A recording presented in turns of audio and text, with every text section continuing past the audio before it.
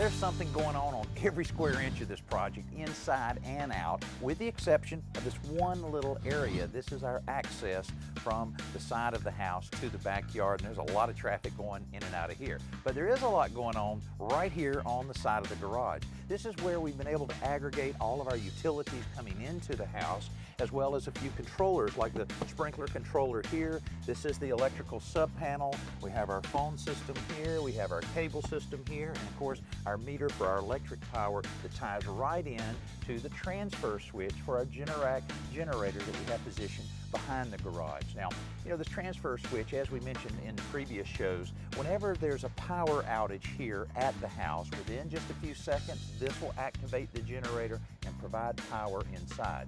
But this does a little bit more than that. This is a Nexus Smart Switch, and what it'll do is actually monitor the usage or the demand on the generator. And in the event that there's a lot of power being used, maybe a lot of lights on, air conditioning, electric stove, that type of thing, it will actually turn off one of those high users of electricity until the load subsides a little bit, and then it reactivates. It's a very smart way of going about not overloading your generator.